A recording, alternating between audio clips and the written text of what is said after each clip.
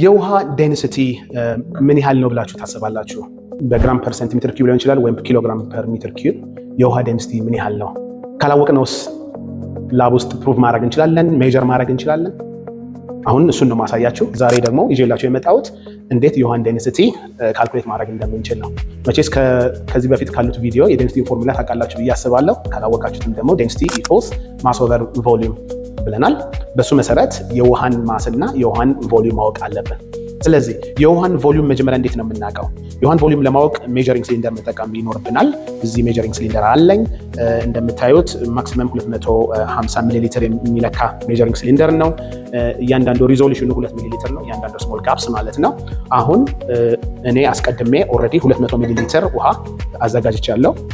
ሻርፕ ካልመጣ ግን ያው አይ ሌቭል ሪዲንግ ተጠቅማችሁ ድሮፐር አለችን በመጨመር ወይም በመቀነስ ሪዲንጋችሁን እዚህ ሜጀሪንግ ሲሊንደር ላይ አኪሬት እንዲሆን ማድረግ ትችላላችሁ ማለት ነው። ስለዚህ አሁን እንደ ሳምፕል የተጠቀምኩት የውሃ መጠን 200 ሚሊ ሊትር ነው ማለት ነው። ኦኬ፣ ስለዚህ ቮሊዩሙ ታወቀ፣ 200 ሚሊ ሊትር ወይም ደግሞ 200 ሴንቲሜትር ኪዩብ።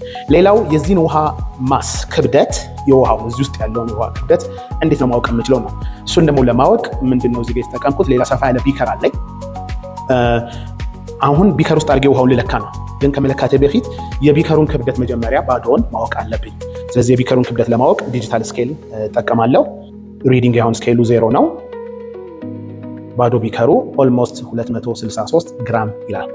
ስለዚህ አሁን እዚህ ላይ ውሃውን ብጨምር የማገኘው የሪዲንግ የክብደት መጠን የቢከሩና የውሃውን ድምር ነው የሚሆነው። እኔ ግን የምፈልገው የውሃውን ብቻ ስለሆነ ማቀናነስ ይኖርባቸዋል ማለት ነው። ካልሆነ ደግሞ እዚሁ ላይ ሜጀር ካረጋችሁት በኋላ ሪሴት ማድረግ ትችላላችሁ። ቢከሩ ሳይነሳ ሪሴት ባደርገው 0 ብሎ ነው የሚያነብልኝ።